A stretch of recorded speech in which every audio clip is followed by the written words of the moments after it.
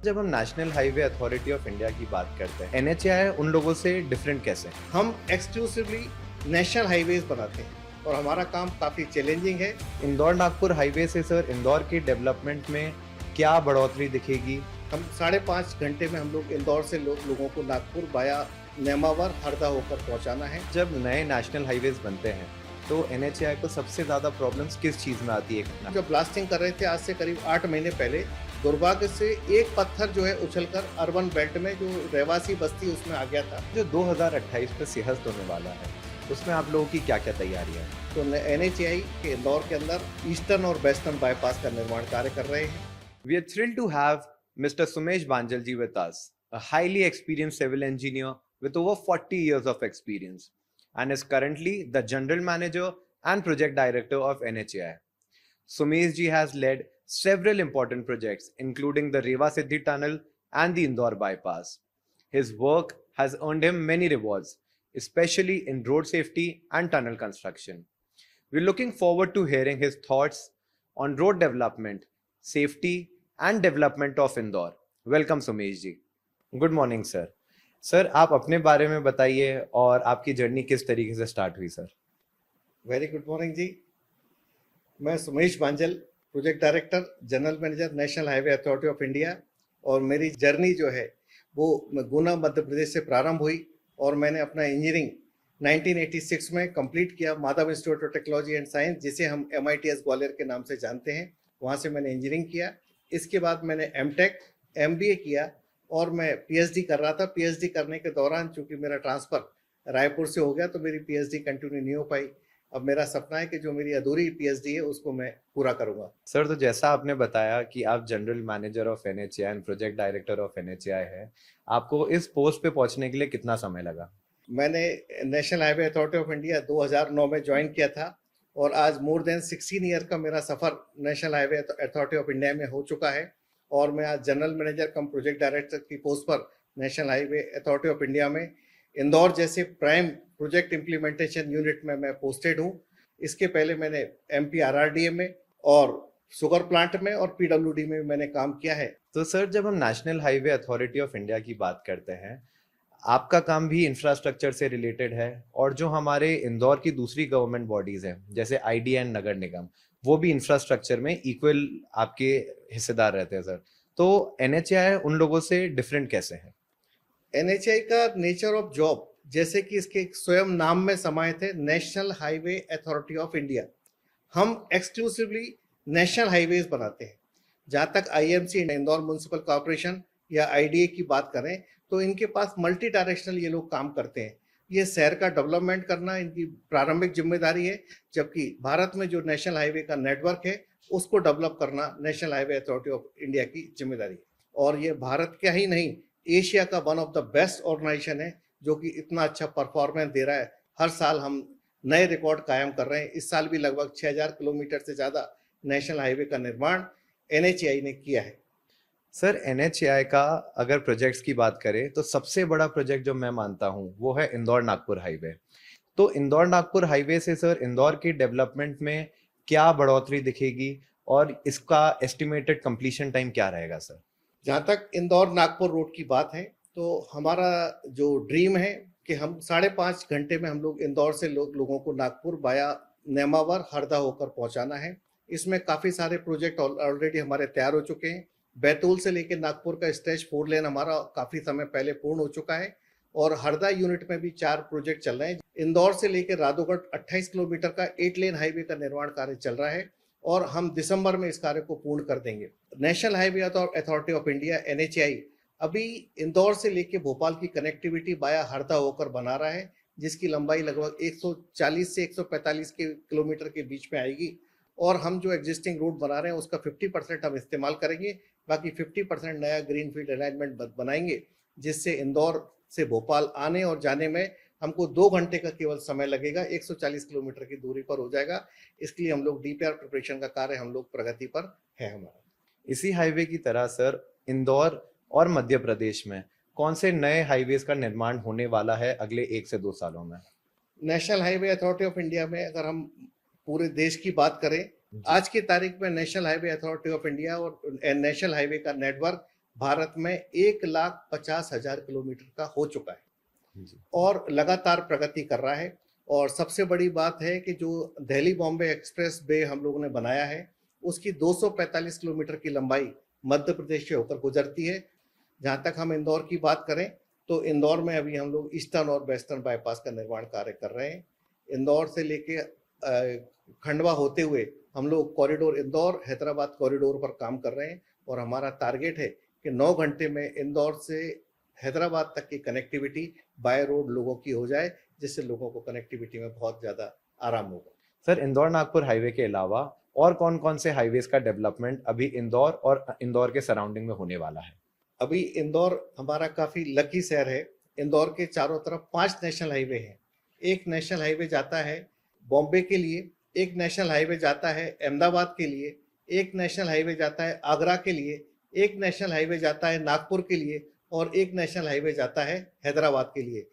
जी। और सर, अगर हम डिटेल में बात करें तो आज जो हमारा हाईवे है, जैसे इनिशियली हमारे इंदौर का सारा ट्रैफिक एबी रोड पे रहता था। एबी रोड से शिफ्ट होके वो रिंग रोड पर गया। रिंग रोड से ट्रैफिक शिफ्ट होके बाईपास पे गया। आने वाले सेहत को देखते हुए और इंदौर का ट्रैफिक जिस स्पीड से बढ़ रहा है सर, क्या national Highway Authority of India की कोई नई योजना है जो कि बाईपास के ट्रैफिक को कहीं और शिफ्ट करे? बिल्कुल, आपका बहुत अच्छा सवाल है ये। National Highway Authority of India सतत विकास, हम सड़क नहीं, हम निर्माण कार्य करते हैं सड़कों का और एक अलग दिशा में कर रहे हैं। जैसे-जैसे ट्रैफिक की ग्रोथ होती जाती है, भारत सरकार अलग-अलग सब जगह पीसीयू हमारा मापदंड है, पैसेंजर कार यूनिट, उसके हिसाब से ट्रैफिक की इंटेंसिटी के हिसाब से हम लोग हमेशा सड़कों का विकास कार्य करते हैं। पर इंदौर चूँकि मध्य प्रदेश का सबसे विकसित शहर है, यहाँ लगातार यातायात बढ़ रहा है और यातायात के आंकड़ों के हिसाब से लगभग 1.5 लाख से ज़्यादा वाहन हर साल केवल इंदौर के आरटीओ में रजिस्टर्ड होते हैं। वेस्टर्न बाईपास जिसकी की लंबाई 64 किलोमीटर है, इसके लिए ऑलरेडी हमने एजेंसी फिक्स कर चुके हैं। एजेंसी हमारी फील्ड में आ चुकी है और भू अर्जन का कार्य प्रगति पर है और भू अर्जन का कार्य पूर्ण होते ही वेस्टर्न बाईपास का कार्य प्रारंभ कर दिया जाएगा। जहाँ तक ईस्टर्न बाईपास की बात है, तो ईस्टर्न बाईपास 77 किलोमीटर का हम लोग ने प्लान किया था। इसके लिए डीपीआर भी तैयार हुआ था। बीच में शासन की योजना हुई कि इसको एमपीआरडीसी को हस्तांतरित कर दिया गया था, पर चूंकि 1-1.25 साल में कोई बहुत ज़्यादा गति नहीं हुई और मध्य प्रदेश शासन ने आगामी संघर्ष को देखते हुए ईस्टर्न बाईपास को भी भारतीय राष्ट्रीय राजमार्ग या एनएचआई को अभी वापस ट्रांसफर कर दिया है और हम लोग इसका डीपीआर को संशोधित कर जल्दी से जल्दी इसके टेंडर लगाएंगे, जिससे संघर्ष के पूर्व हम जो ईस्टर्न और वेस्टर्न दोनों बाईपास का निर्माण कार्य पूर्ण कर सके। तो सर, जैसा आपने बताया, ये जो आउटर रिंग रोड है, जो कि सिमरोल, बेटमा, डबल चौकी, ये एक इंदौर का वो चारों तरफ से जो है कि सर्कल करने वाला है सर, तो इसका निर्माण कब से चालू होगा? इसके निर्माण के लिए वेस्टर्न बाईपास का जो बेल्ट है, जिसमें कि खंडवा विलेज, हमारा पीथमपुर, हमारा हाथौद, हमारा देपालपुर और सांवेर, ये पूरा बेल्ट के लिए हमारी निर्माण एजेंसी ऑलरेडी फिक्स हो चुकी है। निर्माण कार्य शीघ्र ही जैसी भू अर्जन का कार्य पूर्ण हो जाता है, हमारा निर्माण कार्य प्रारंभ हो जाएगा और इंदौर को आने वाले 2050 को जो हमारा माननीय प्रधानमंत्री का सपना है, माननीय मुख्यमंत्री जी का सपना है, उस सपने को हम कार्य रूप में परिणत कर सकें कि इंदौर को आने वाले 30 साल के लिए डेवलपमेंट के लिए एक नया क्षेत्र मिलेगा और इंदौर का विकास दिन दूनी रात चौगुनी प्रगति के साथ हो सकेगा।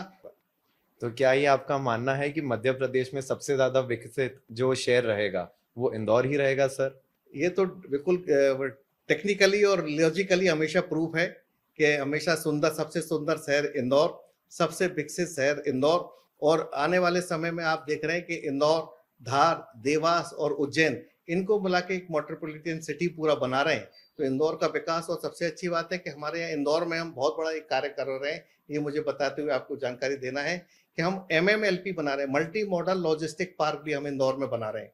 मल्टी मॉडल लॉजिस्टिक पार्क ऐसे स्थान पर बनाया जाता है कि यहाँ एयर कनेक्टिविटी, ट्रेन कनेक्टिविटी और रोड कनेक्टिविटी हो, तो ये सारी कनेक्टिविटी इंदौर में है। तो सर, जब आप ये नेशनल हाईवेज का एक मान लीजिए एक नया नेशनल हाईवे इंदौर में बनना है या मध्य प्रदेश में एक नया नेशनल हाईवे बनना है, तो उसका जो फर्स्ट ड्राफ्ट रहता है वो कौन बनाता है सर? और ये कौन डिसाइड करता है कि किस शहर में से वो हाईवे निकलेगा? और क्या ये सच बात है कि जितने पॉलिटिशियंस रहते हैं वो कहते हैं कि हमारी 100 बीघा जमीन के सामने से हाईवे निकाल दो, तो क्या ये चीज पॉसिबल है सर? नहीं, ये तो एक्चुअल में ये सारी चीजें मैंने कहा है कि अभी हमारे इंडिया में लगभग मोर देन 750 टोल प्लाजाज हैं, और हम एनएचआई ने एक अपना एक अलग से यूनिट बना हुआ है, that is known as NHLML and NHIDCL, national highway development. उसमें पूरा जो हर टोल प्लाजा से जितना भी ट्रैफिक गुजरता है उसकी day to day, weekly, monthly monitoring होती है।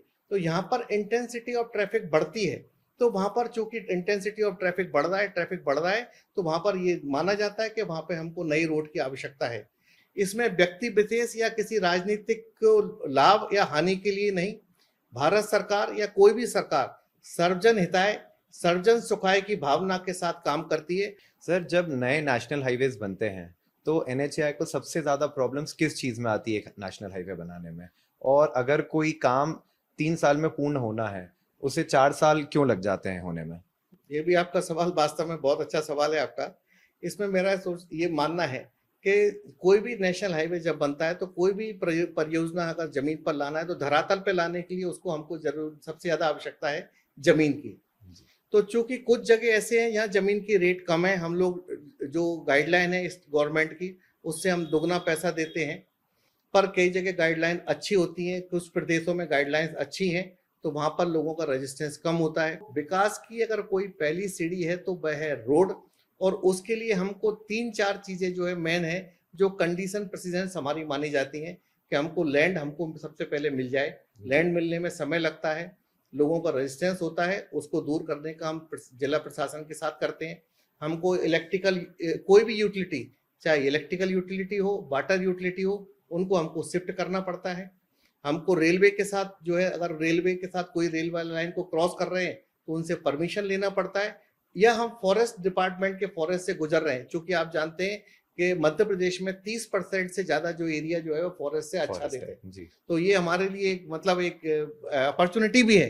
पर जब डेवलपमेंट करते हैं तो कोई ना कोई एरिया हमारा फॉरेस्ट से होकर गुजरता है, तो फॉरेस्ट से परमिशन लेने में बहुत सारी प्रक्रिया के अंदर हमको गुजरना पड़ता है। तो ये प्रारंभिक प्री कंस्ट्रक्शन एक्टिविटीज हमारी जो होती हैं जी उसको परमिशन लेने में कोई प्रोजेक्ट डिले हो जाता है। सर, आपको ही यहाँ पे कट करते हुए मैंने एक मोदी जी का इंटरव्यू देखा था। उन्होंने कहा था कि हम प्लास्टिक वेस्ट को रिसाइकल करके हम रोड्स बनाएंगे। तो प्लास्टिक जिसकी स्ट्रेंथ इतनी कम है, वो सीमेंट और सैंड को कैसे रिप्लेस करके आप प्लास्टिक वेस्ट से रोड बनाएंगे सर? 2 तरह की रोड होती है, एक होती है फ्लेक्सिबल रोड जो कि डामर से बनाई जाती है, एक होती है PQC रोड, रिजिड रोड, जो कि हम सीमेंट कंक्रीट की होती है। तो प्लास्टिक वेस्ट का इस्तेमाल हम जो रिजिड रोड PQC रोड है उसमें नहीं करते।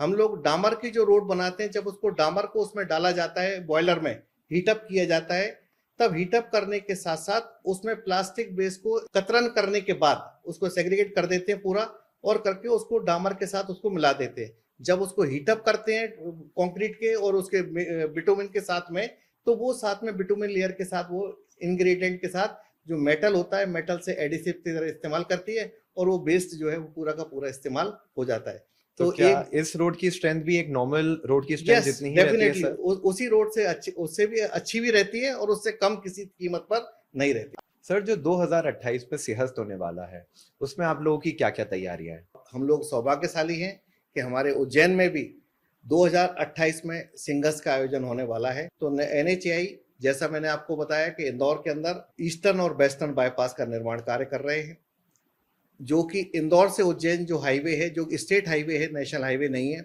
उसको भी राज्य शासन द्वारा 4 लेन से 6 लेन करने का कार्य प्रारंभ कर दिया गया है। NHAI द्वारा देवास में छिपरा के पास से एक स्पर बनाया गया है कि जो कि उज्जैन को कनेक्टिविटी प्रदान करता है। हम लोग इस मामले में बहुत ही सौभाग्यशाली हैं कि मध्य प्रदेश में 2 ज्योतिर्लिंग हैं, जो कि लगभग 130 किलोमीटर की दूरी पर 2 ज्योतिर्लिंग स्थित हैं, जिसमें कि महाकालेश्वर और ओमकालेश्वर। तो जो भी श्रद्धालु सिंहस्थ के दौरान उज्जैन आएगा वो 100% वो ओमकालेश्वर के दर्शन करना चाहेगा। तो हमारा उद्देश्य है कि इस सिंहस्थ के पूर्व हम ये सारी सड़कों का निर्माण कार्य पूर्ण कर दें। फिर एक हर्ष होता है कि इंदौर से जो खंडवा रोड है, इसमें मोरटक का एक जगह है बड़वा के पास, वहां पर हम लोग 1.3 किलोमीटर लंबा नर्मदा जी के ऊपर एक पुल का निर्माण कार्य कर रहे हैं, 6 लेन, 3 लेन प्लस 3 लेन का, जिसकी ऊंचाई 30 मीटर है।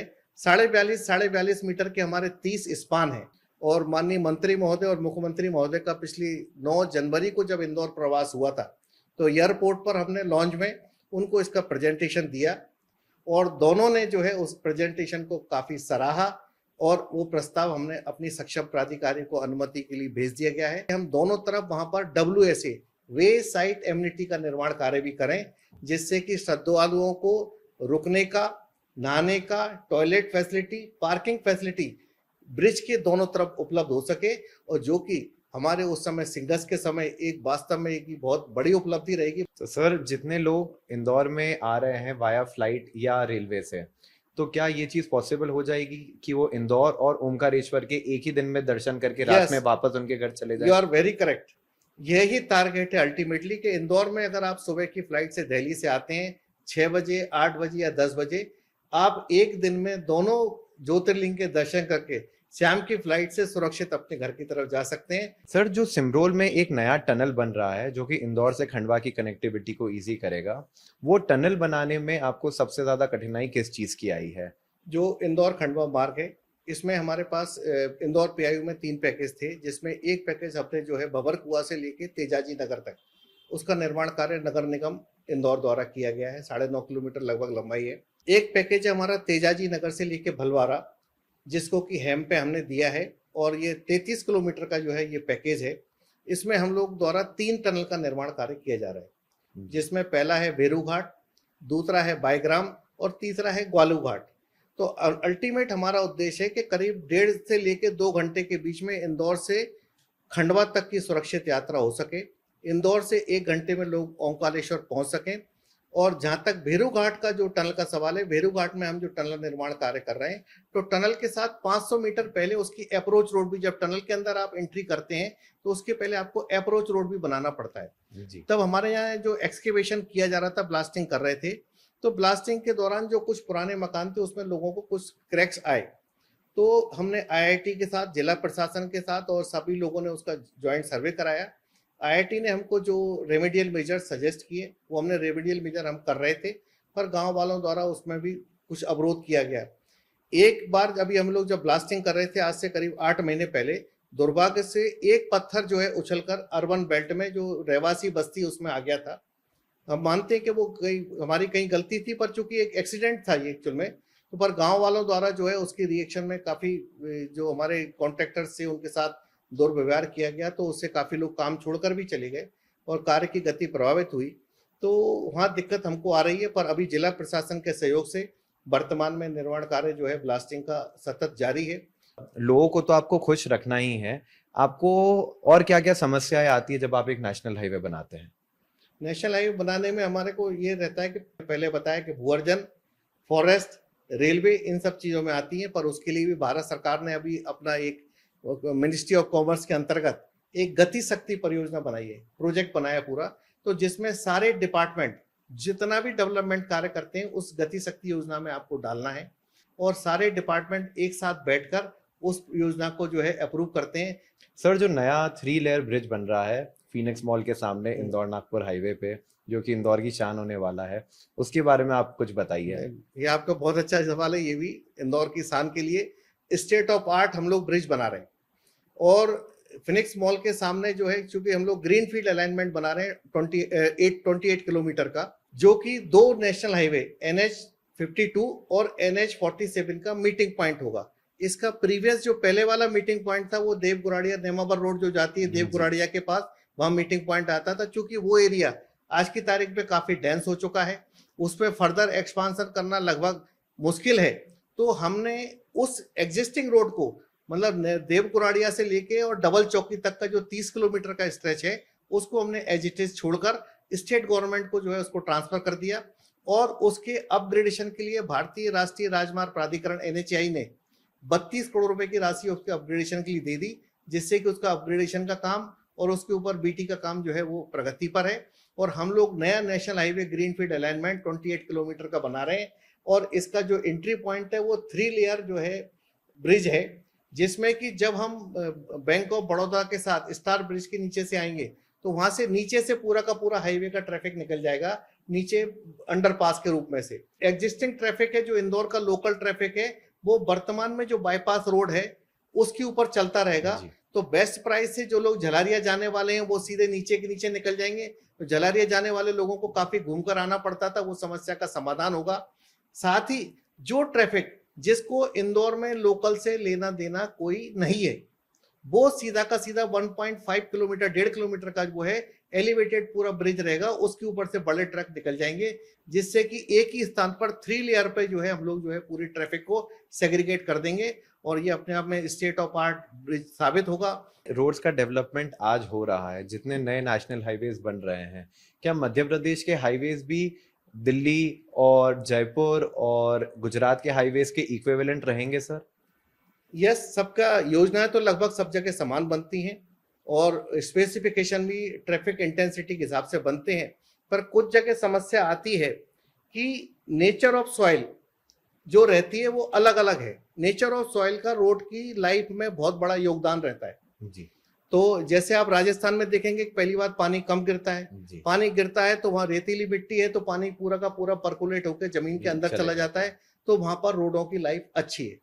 मध्य प्रदेश में मिक्स टाइप की हमारी सॉइल है, हमारे यहाँ ब्लैक कॉटन सॉइल भी हमारा मोर देन 50% एरिया है और ब्लैक कॉटन सॉइल का आप जानते हैं कि नेचर ऐसा है कि जब पानी मिलता है तो पूरी तरह बिखर जाती है, पानी निकल जाता है तो पूरी तरह कड़क हो जाती है, तो उससे जो है रोड डिटोरिएट ज्यादा होती है।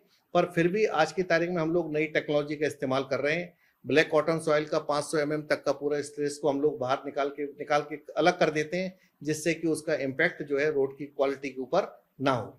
सर, तो ऐसी कौन सी टेक्नोलॉजीज है जो आज से 10 साल पहले आप लोग नहीं करते थे और आप अब वो टेक्नोलॉजी फॉलो करने लग गए हैं? अभी अलग अलग पहले ग्रेड के जो पहले आते थे 60/70 70/80 ग्रेड के जो है वो बिटुमिन आता था, अब VG30 VG40 ग्रेड का आने लगा है ना, PMB आने पॉलीमाइड मॉडिफाइड बिटुमिन आने लगा। तो अलग अलग तरह के बिटुमिन की क्वालिटी भी आई है, धीरे धीरे रिसर्च की संख्या बढ़ती जा रही है। अभी हम लोग जियो ग्रेड का भी इस्तेमाल करने लगे हैं जिससे बिटुमिन की थिकनेस तो कम हो रही है पर जियो ग्रेड से उसकी लाइफ बढ़ जाती है। जी तो सब चीजों का धीरे धीरे जो समस्याएं आती जा रही हैं शासन उसका लगातार समाधान भी करता जा रहा है। इससे आप देख रहे हैं कि लोगों की रोडों की क्वालिटी भी पहले से बेहतर होती जा रही है और लोगों को आनंद भी आ रहा है और लोग अप्रिशिएट भी कर रहे हैं इन सब चीजों को। सर, ये एक लास्ट क्वेश्चन है पॉडकास्ट का जी। हमारे जितने नए एंटरप्रेन्योर्स हैं, अगर उनको एक छोटे स्केल पे, NHAI में तो जितने प्लेयर्स रहते हैं सर, बहुत बड़े प्लेयर्स रहते हैं, बड़े बड़े हाईवेज बनाते हैं, अगर एक छोटे आदमी को, एक छोटे एंटरप्रेन्योर को NHAI से जुड़ना है तो वो किस इंडस्ट्री से या किस मटेरियल से NHAI के साथ जुड़ सकता है जो कम इन्वेस्टमेंट में वो अपना एक काम चालू कर सके? सर नहीं, ये भी बहुत अच्छी बात है। अभी आप देख रहे हैं कि जो वर्तमान युग है वो AI बेस्ड युग है जी, और NHAI नई टेक्नोलॉजी और AI को उपयोग करने में कभी भी पीछे ना था, ना है और ना कभी रहेगा। हम लोग अभी सबसे, अगर कोई टेक्नोलॉजी किसी की बात अच्छी है, हमारे पास सबसे अच्छा माध्यम है कि अगर आप ड्रोन सर्वे, कोई अपने पास नई drone technology government of India काफ़ी अच्छे लेवल पे प्रमोट कर रही है, तो अभी हमने सारे रोडों का हम लोग हर 3 महीने में ड्रोन सर्वे कराते हैं। ड्रोन सर्वे हमारा जो है वो AI बेस्ड होता है जिसमें कि वो ड्रोन सर्वे AI बेस्ड करने के बाद पूरा एक्सेल सीट में हमको डाटा निकाल कर देता है कि कहाँ कहाँ पर हमारी थर्मोप्लास्टिक फेंट हो गया, कहाँ पर हमारी MB सेवी मेटल बीम क्रैश बैरियर जो दोनों तरफ सेफ्टी के लिए लगाते हैं वो कहाँ कहाँ पर ब्रेक हो गया, कहाँ कहाँ पर हमारे अनऑथराइज मीडियन ओपनिंग लोगों ने बना दिए, रोड कहाँ कहाँ पर डैमेज है, कहाँ पर लाइट जल रही है, प्लांटेशन कितना है, सारी चीजों का AI बेस्ड कैलकुलेशन करके वो पूरा का पूरा देता है। तो एक ड्रोन सर्वे चूंकि एक कम इन्वेस्टमेंट में बहुत अच्छा माध्यम है ये NHAI से जुड़ने का। दूसरा, हम लोग अपनी रोडों का जो है NSV सर्वे करते हैं, that is known as network survey vehicle. एक पूरा सर्वे व्हीकल है, राडार बेस है, पूरा लेजर बेस रहता है, वो व्हीकल पूरा हमारे रोड पर रन करता है और पूरी रोड का, जैसे हमारी ECG और MRI होती है, वो रोड की पूरी MRI करके पूरा का पूरा टेक्नोलॉजी के साथ वो हमको देता है डाटा निकाल के, तो हमको सारी चीजें एक एट ए ग्लांस आ जाती हैं। ATMS, ये ऑटोमेटिक ट्रैफिक मैनेजमेंट सिस्टम, इसमें हर 500 मीटर पर सारे कैमरे लगे हुए हैं। हमारे पास centrally control and command centre है जिस पे पूरी रोड 24/7 हमको विजिबल है। तो कहीं पर भी एक्सीडेंट होता है या कहीं भी कोई समस्या आती है, देन एंड देयर हम उसको चेक करके उसको जो है रेस्क्यू कर सकते हैं, उसको हेल्प पहुंचा सकते हैं, उस समस्या का समाधान कर सकते हैं। वो पूरी की पूरी रोड एट ए ग्लांस हमको पूरी मोबाइल पर और अपने कंट्रोल एंड कमांड सेंटर पर दिखती है। इसके बाद सारे जितने भी जंक्शंस हैं उस पर हम लोग कैमरे इंस्टॉल कर रहे हैं, जैसे ट्रैफिक का मूवमेंट हमारा पूरा का पूरा इजी हो जाए, इंटरफेस जीरो बंद हो जाएगा। तो ये नई टेक्नोलॉजी एआई बेस्ड होने पर नई वाले जो एंटरप्रेन्योर हैं, जो इंटेलिजेंट हैं और जिनके पास कम पैसा है, वो भी एनएचआई के साथ इस नई टेक्नोलॉजी के साथ जुड़ सकते हैं और इसका एडवांटेज ले सकते हैं। और अगर उनके पास कोई अच्छा कोई ऑप्शन है तो एनएचआई हमेशा अच्छे ऑप्शन को ऑप्ट करने के लिए तैयार रहती है। वो प्रेजेंटेशन लाएं, हम अपनी कॉम्पिटेंट अथॉरिटी से रिक्वेस्ट करेंगे कि उनको अपनी प्रेजेंटेशन देने का मौका दिया जाए, तो जिससे कि उस टेक्नोलॉजी का और उनका जो है जो कैलिबर है उसका हम ज़्यादा से ज़्यादा फायदा उठा सकें। सर, तो जो मैं समझा हूँ, या तो मैं ड्रोन टेक्नोलॉजी का इस्तेमाल कर सकता हूँ, या तो मैं एक छोटी वर्कशॉप लगा सकता हूँ जिसमें मैं साइनेजेस बना लूँ, या मैं पेंट का काम कर सकता हूँ जो आपको रोड्स और हाईवेज पे लगेगा। पर इन सब चीज़ों का मुझे एनएचएआई से अप्रूवल कैसे मिलेगा और मैं किस तरीके से आप लोगों से जुड़ सकता हूँ?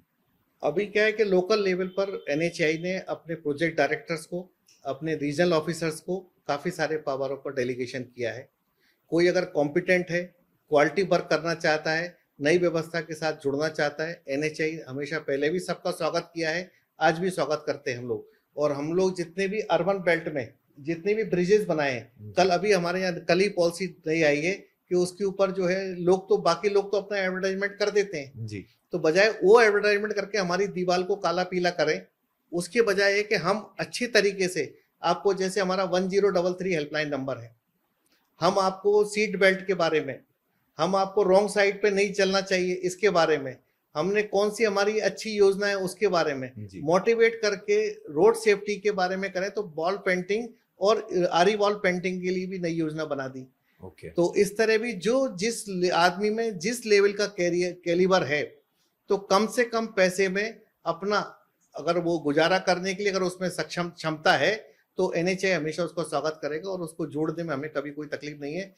सारे प्रोजेक्ट डायरेक्टर्स और सारे रीजनल ऑफिसर्स इसमें क्वाइट कॉम्पिटेंट है, उनको अप्रूवल देते हैं और हमेशा एनएचआई यूथ को हमेशा प्रमोट करने में सबसे आगे था और है, और हम लोग करेंगे। ये आप लोग कोई भी अगर कोई आता है इससे जुड़ने के लिए, सभी का स्वागत करेगा एनएचआई, बिल्कुल जरूर। तो सुमेश सर, सबसे पहले तो बहुत ज़्यादा थैंक यू आपको कि आपने आपके इतने बिजी स्केड्यूल में से हमारे लिए टाइम निकाला, और जितना आज का वीडियो है बहुत ही ज़्यादा इन्फॉर्मेटिव रहा है मेरे लिए भी, इंदौर के लोगों के लिए, मध्य प्रदेश के लोगों के लिए, और जितने लोग बाहर से ट्रैवल करके इंदौर आना चाहते हैं या एनएचआई से किसी भी तरीके से प्लेटफॉर्म से जुड़ना चाहते हैं, उन सभी चीज़ों के लिए आपको बहुत बहुत ज़्यादा धन्यवाद sir. Thank you very much. आपने भी जो है एनएचआई को और सब लोग को इस बात के लिए अवसर दिया कि हम अपने जो योजनाएं लागू कर चुके, लागू होने वाली हैं, उन सब के बारे में लोगों को बता सकें और रियली अपने उसको प्रोसेस को और अपने डेवलपमेंट को चार चांद लगा सकें। इसके लिए आपने अपॉर्चुनिटी, आपके लिए भी बहुत बहुत धन्यवाद। Thank you. नमस्ते। नमस्कार।